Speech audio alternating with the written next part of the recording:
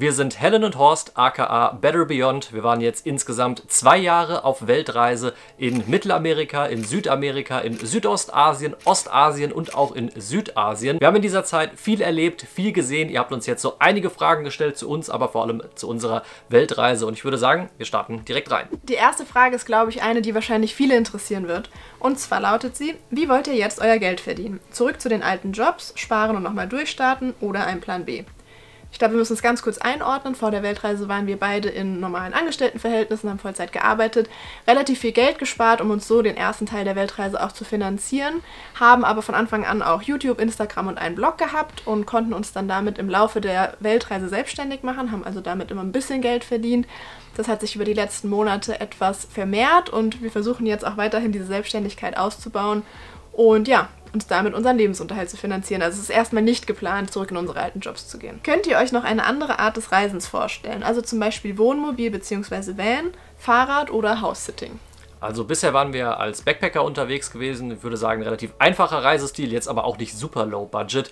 Und ich würde sagen, dabei werden wir es auch kurz- und mittelfristig belassen. Also Vanlife haben wir auf jeden Fall schon mal ein bisschen mit geliebäugelt. Da hat sich einfach noch nicht so die ideale Gelegenheit für ergeben. Fahrradweltreise, glaube ich, können wir uns beide absolut nicht vorstellen. Respekt an alle, die das durchziehen, das ist richtig krass. Und House-Sits ist jetzt auch nicht so... Würden wir jetzt auch nicht fokussieren, wenn sich mal irgendwie eine Gelegenheit ergibt in einer teuren Stadt oder so, können wir uns das vorstellen, aber ist jetzt nicht das primäre Ziel unserer Reise. Seid ihr mit euren Rucksäcken zufrieden oder würdet ihr mittlerweile andere Rucksäcke nehmen? Also wir sind ja mit Handgepäcksrucksäcken unterwegs von Osprey und wir sind nach wie vor mega zufrieden damit. Ich war vor der Weltreise extrem skeptisch, als Horst gesagt hat, lass diese Rucksäcke nehmen. Dann hat er die bestellt und die sind halt winzig aus und ich dachte mir so, okay, da passt auf jeden Fall nicht genug rein, um damit irgendwie ein Jahr um die Welt zu reisen oder länger. Aber ich wurde überzeugt, die Rucksäcke sind mega, man kann die auch gut tragen, es passt viel mehr rein, als man denkt. Ich kann es nur empfehlen, nur mit Handgepäck unterwegs zu sein. Und wir haben die jetzt auch die letzten 2 Jahre wirklich intensivst in Benutzung gehabt und die funktionieren wirklich noch. Alle Reißverschlüsse, alle Klettverschlüsse, was weiß ich nicht, alles funktioniert noch. Also Osprey ist da wirklich eine bewährte Marke, können wir weiterempfehlen. Findet ihr auch in der Videobeschreibung. Die nächste Frage finde ich interessant. Wie seid ihr auf den Namen Better Beyond gekommen? Das ist eine wirklich gute Frage, weil die... Weiß ich gar nicht, ob wir die so genau beantworten können. Also ich weiß noch, wir haben damals überlegt, so als wir angefangen haben, was wäre denn ein cooler Name? Und ich weiß noch, wir haben bei uns in der alten Wohnung im Bett gelegen und haben einfach so ein bisschen gebrainstormt. Ich glaube, die allererste Idee war H&H Flashpacker. Davon sind wir wieder abgekommen. Unsere Freunde haben gesagt, der ist nicht cool. Der ist wir dachten dann irgendwas, was so BB ist oder wo sich einfach der erste Buchstabe irgendwie doppelt, was einfach so gut im Gedächtnis bleibt. Und ich weiß noch, dass es meine Idee war. Ich glaube, du bist dir da nicht sicher, aber ich weiß es. Ich habe so eine Notiz gemacht, habe mir so Sachen aufgeschrieben, habe es dir vorgelesen, das fanden wir dann beide cool. Und dann hat sich es einfach so entwickelt. Es gibt aber jetzt keine tiefergehende Bedeutung dahinter. Die nächste Frage finde ich sehr spannend. Jemand hat geschrieben: Hi, wir sind auch seit 2 Jahren am Reisen und ich habe bei mir festgestellt, dass es mir jetzt total schwerfällt, neue, tiefergehende Beziehungen mit neuen Freunden aufzubauen, wenn sie nicht auch am Reisen interessiert sind. Naja, also ich würde sagen, hier in meinem Umfeld habe ich meine Freunde schon... Also ich habe einen sehr gefestigten Freundeskreis, ich habe diese Freunde schon sehr lange und uns verbindet halt mehr als nur das Thema Reisen, deswegen ist es da kein Problem. Und unterwegs auf Reisen, die Freundschaften oder die Kontakte, die man knüpft, die sind dann halt immer mit Leuten, die auch reisen. Und da ist das immer das Thema, was irgendwie verbindet. Jemand schreibt: Bitte ein aktualisiertes Länderranking. Wegen eures letzten Rankings ging es für uns nach Laos, ein Land, an das wir nie gedacht hätten, und war super. Ja, das ist auf jeden Fall in Planung. Also ich weiß nicht genau wann. Wahrscheinlich im Juni, spätestens im Juli wird da ein Länderranking kommen. Aller 22 Länder, die wir auf Weltreise gesehen haben. Da freue ich mich jetzt schon drauf. Das wird mit Sicherheit sehr cool. Hi, was sind eure nächsten Reiseziele und plant ihr nochmal nach Indonesien zu reisen? Gerade in Sulawesi und den anderen tausenden Inseln in Indonesien würde es ja noch einiges zu entdecken geben.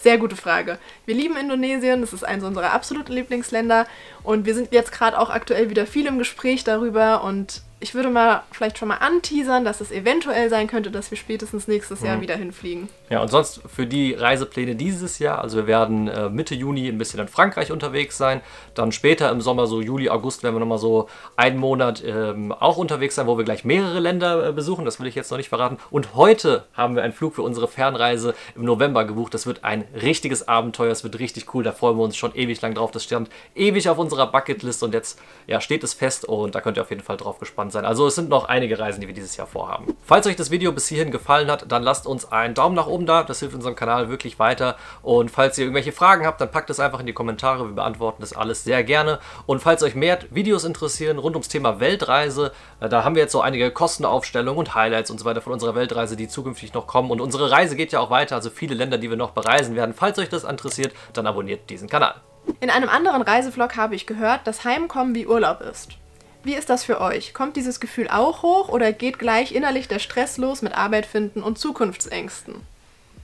Oh, das ist natürlich eine super spannende Frage. Ich meine, bei uns, sage ich mal, was jetzt unsere Arbeit angeht, ändert sich jetzt erstmal gar nicht so viel. Klar, wir sind nicht mehr dauerhaft unterwegs, wir filmen nicht mehr jeden Tag und so, aber wir haben trotzdem super viel Content, den wir noch aufarbeiten können. Viele Videoideen für den Blog, wo wir noch ganz viel aktualisieren und schreiben. China, Südkorea, also da haben wir eigentlich jetzt, was so den Arbeitsalltag für uns als Selbstständige angeht, eigentlich keine große Veränderung festgestellt, ehrlicherweise. Aber es ist natürlich auch ein Sonderfall, als wenn wir jetzt zum Beispiel von der Weltreise zurückkommen oder in unsere alten Jobs zurückkehren oder so. Musstet ihr euch von Deutschland abmelden oder seid ihr dort gemeldet? Also wir sind tatsächlich in Deutschland gemeldet, was einfach auch daran liegt, dass wir unser Gewerbe hier gemeldet haben und ohne Anmeldung in Deutschland könnten wir hier auch kein Gewerbe haben. Deswegen sind und werden wir in Deutschland gemeldet bleiben. Was war das größte Learning für euch auf der Weltreise, was ihr für euch persönlich mitgenommen habt? Was wollt ihr aufgrund des Gelernten ändern oder habt es vielleicht schon? Fang du mal an. Boah, ich glaube, da kann man ganz, ganz viele verschiedene Sachen sagen. Aber ich glaube, dass für uns natürlich das größte Learning ist, so ein bisschen in diese Selbstständigkeit gekommen zu sein, weil das halt unser Leben so von Grund auf geändert hat. Ne? Vorher waren wir in 9-to-5-Jobs, jetzt sind wir halt selbstständig.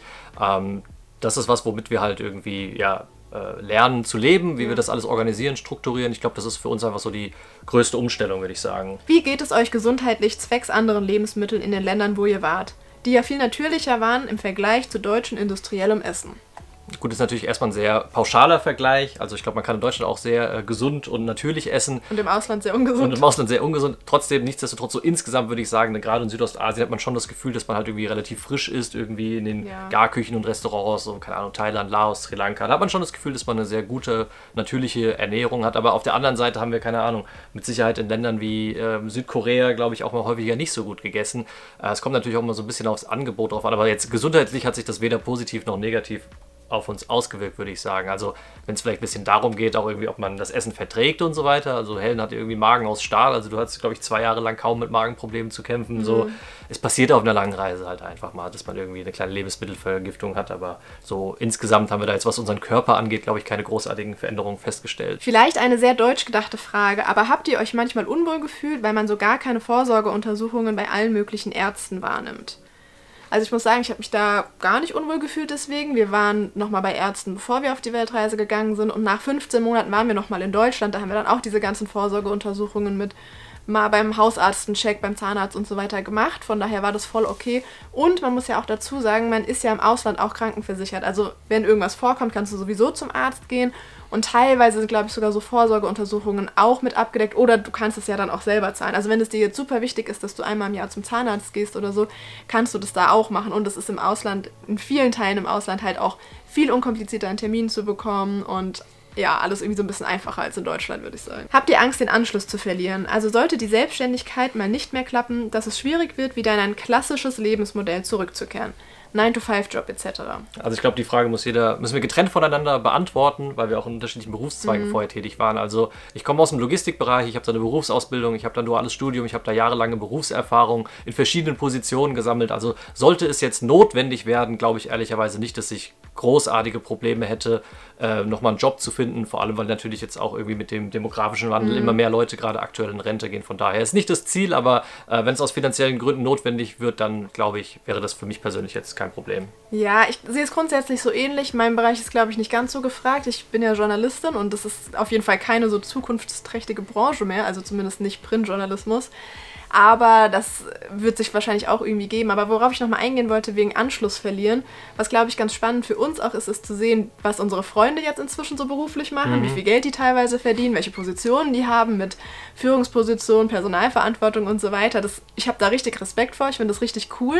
Und das ist manchmal dann ganz witzig zu sehen, finde ich, an welcher Stelle wir halt jetzt gerade so stehen. Ja, das ist natürlich, wenn wir so unseren Weg betrachten, ne? Also wir sind halt den Karriereweg halt, sind den Karriereweg nicht weitergegangen. Nee. Diese 2 Jahre, wo halt andere Freunde ja große Schritte gemacht haben, so in den 30ern oder Anfang der 30er, um die 30 Jahre, sage ich jetzt mal. Ja, das ist bei uns halt ausgeblieben und wir haben uns halt in die Selbstständigkeit entwickelt. Und ich glaube, da gibt es kein richtig und kein falsch. Es soll jeder so machen, wie er es für richtig hält und jeder wird seinen Weg finden. Die nächste Frage lautet, was hat euch der zweite Teil der Reise gekostet? Also zweite Teil der Reise für alle, die es nicht wissen, wir waren jetzt 9 Monate in Asien unterwegs und dazu machen wir ein neues Video oder ein eigenes Video, das kommt nächste oder übernächste Woche. Wir bekommen auch immer wieder die Frage gestellt, mit welcher Software wir wir unsere Videos schneiden und wir nutzen dafür zwei Programme, einmal DaVinci Resolve und Wondershare Filmora 13. Und besonders Filmora eignet sich wirklich perfekt für Anfänger. Ich selbst habe mein allererstes Video mit Filmora geschnitten. 2019, da hatte ich eine GoPro in Kanada mit dabei und habe so meine ersten Gehversuche im Videoschnitt mit Filmora gemacht und das war für mich als Quereinsteiger, der absolut keine Ahnung hat, wirklich einfach zu bedienen und sehr intuitiv. Aktuell nutzen wir Filmora, um alle unsere Shorts hier auf YouTube zu cutten, weil das mache ich und mir ist DaVinci auf jeden Fall zu kompliziert und man kann ganz einfach Effekte und Titel hinzufügen oder auch AI-Funktionen nutzen, wie zum Beispiel automatisch erstellte Untertitel.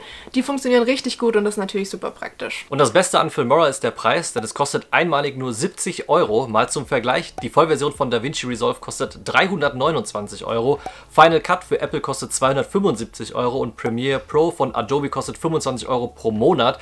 Also so gesehen hat Filmora auf jeden Fall ein sehr, sehr gutes Preis-Leistungs-Verhältnis. Und es gibt sogar auch noch eine kostenlose Testversion von Filmora, falls ihr es erstmal ausprobieren wollt. Und den Link dazu findet ihr ganz oben in der Videobeschreibung. Als nächstes kommt eine unserer Lieblingsfragen. Welche Länder stehen jetzt noch auf eurer Bucketlist? Also man könnte ja meinen, je mehr wir reisen, desto kürzer wird die, weil wir mehr gesehen haben. Die wird aber immer länger. Also ich sag mal ein paar Sachen, die mir immer als erstes einfallen. Zum Beispiel Neuseeland, Hawaii und so ein Roadtrip an der Westküste von USA wäre super cool. Argentinien und Chile. Island würde ich voll gerne mal hin. Vanuatu und so ein paar Inselstaaten im Pazifik wären noch ziemlich cool. Ecuador. Einige Länder in Afrika haben wir sehr weit oben auf der Liste. Uganda, Sambia. Tansania wäre ein Traum. Aber ihr seht schon, es sind dann doch meistens Länder, die halt einfach ein bisschen teurer sind. Von daher, was sonst noch interessant wäre, was vielleicht mehr so im Budget liegt, wäre Indien. Das ist auf jeden Fall super interessant. Das kann ich mir auch gut vorstellen, dass das in naher Zukunft mal passiert. Und Myanmar, das ist halt aktuell nicht möglich, aufgrund der politischen schwierigen Situation dort. Ich war 2016 schon mal da mit meinem Papa, das hat mir sehr gut gefallen, da würde ich unbedingt noch mal hin. Ein paar Sachen auch in Europa bei mir noch, also auf die Azoren, Madeira, Georgien hätte ich extrem Lust. Die nächste Frage tut ein bisschen weh. Ich bin im selben Alter wie ihr. Habt ihr manchmal das Gefühl, zu alt zu sein für diese langen Weltreisen? Hallo, ich bin 30, okay?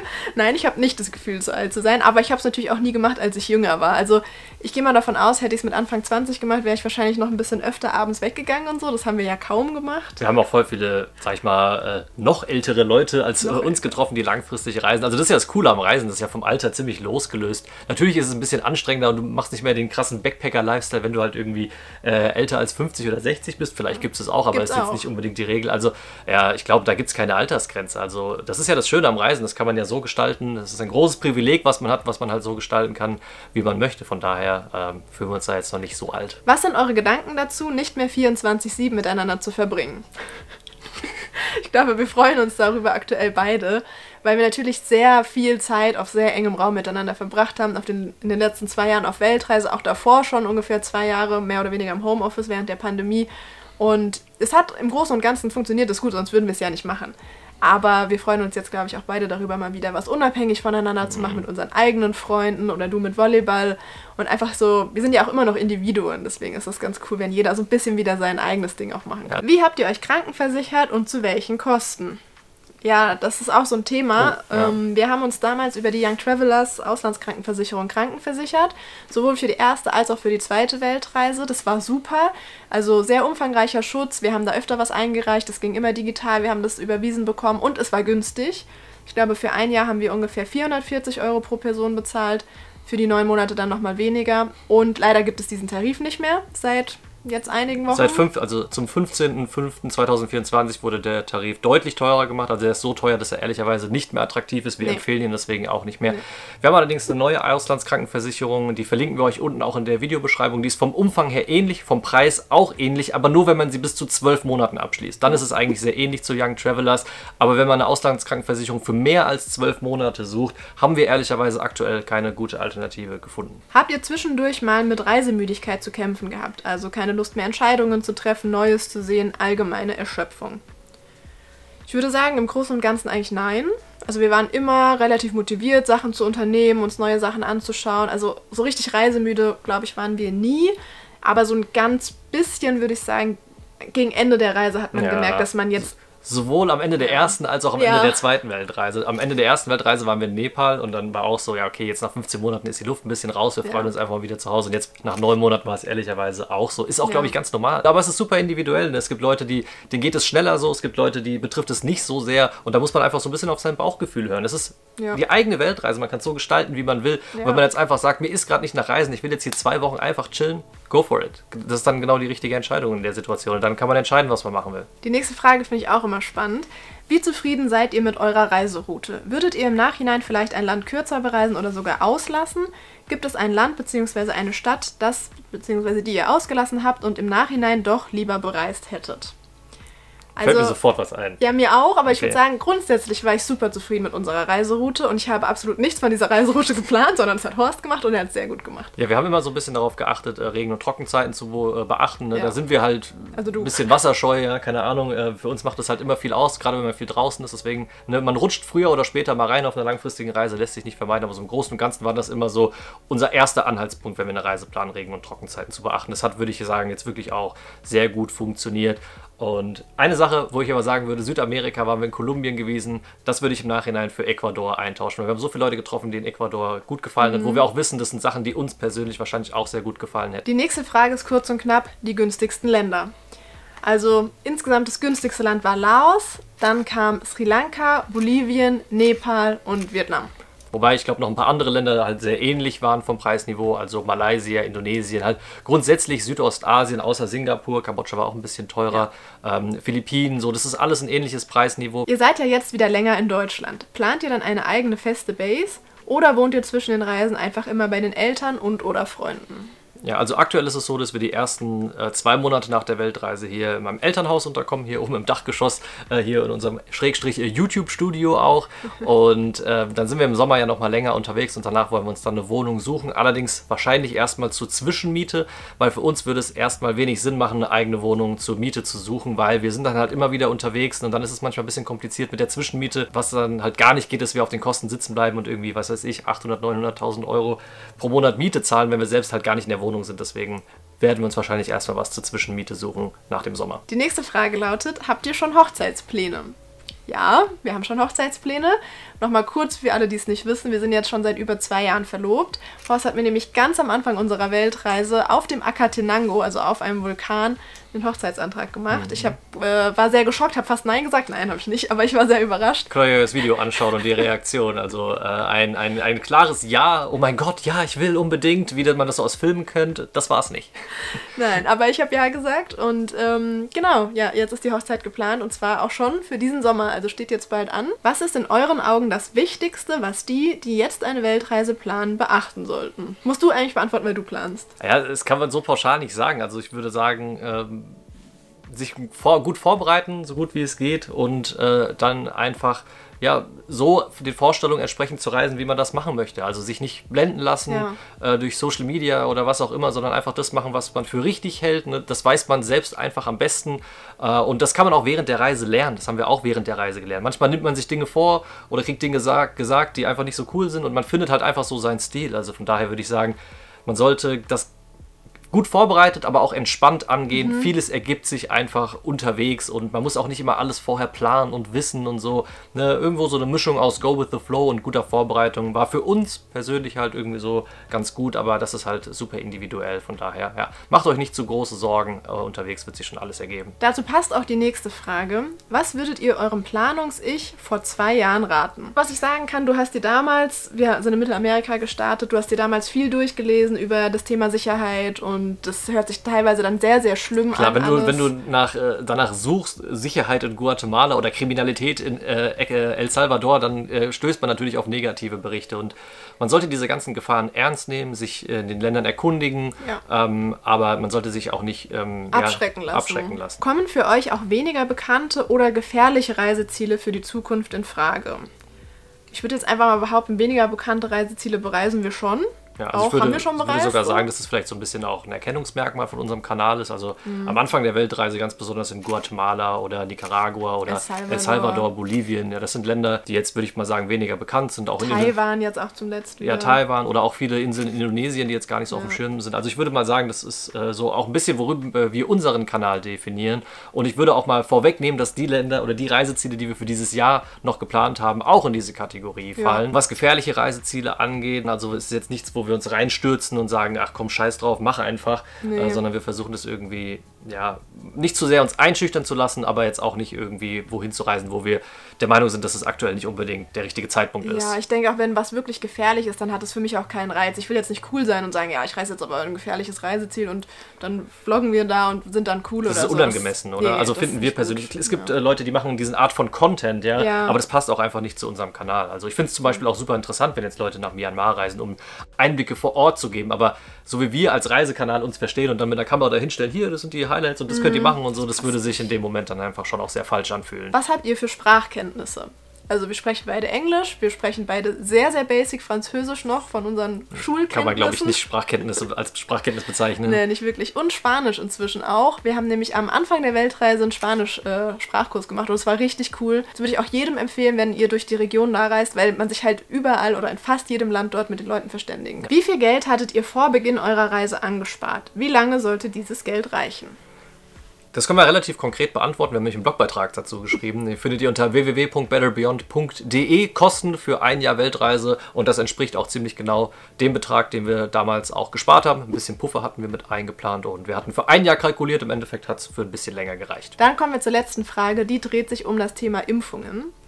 Da ich in 6 Wochen nach Marokko reise und für dieses Reiseland eine Tollwutimpfung empfohlen wird, wollte ich fragen, ob ihr auch Tollwut geimpft seid. Ich frage deshalb, weil ich sehr erstaunt war über die Kosten. In Österreich kostet jede Tollwutimpfung 96 €. Und dann möchte die Person noch wissen, gegen was wir sonst noch geimpft sind. Also dazu haben wir einen ganz ausführlichen Blogbeitrag. Da findet ihr empfohlene Reiseimpfungen und auch gegen was wir geimpft sind. Verlinken wir euch auch mal in der Videobeschreibung. Und zum Thema Tollwutimpfungen, die sind auf jeden Fall teuer. Man braucht nämlich auch 3 Impfungen. Wir haben die auch und in Deutschland ist es aber zumindest so, dass die empfohlenen Reiseimpfungen von der Krankenkasse übernommen werden. Ich glaube, es kommt auch ein bisschen auf die Krankenkasse an, teilweise nur anteilig. Wir waren bei der TK und die hat es komplett übernommen. Das war's mit dem Q&A. Falls euch jetzt noch weitere Fragen eingefallen sind, dann schreibt sie uns gerne in die Kommentare. Wir freuen uns immer darüber und beantworten alles sehr gerne. Und ansonsten sagen wir Dankeschön fürs Zuschauen. Wir sehen uns nächste Woche wieder. Wahrscheinlich mit den Weltreisekosten oder einem Länderranking und so. Also es kommen auf jeden Fall einige coole Videos und wir freuen uns, wenn ihr mit dabei seid. Also macht's gut, bis dann. Ciao, ciao. Ciao, ciao.